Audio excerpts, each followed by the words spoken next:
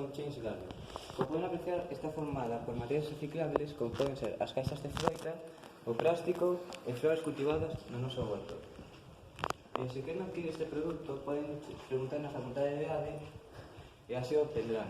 Moitas grazas e hasta a próxima. ¡Xuveciencia!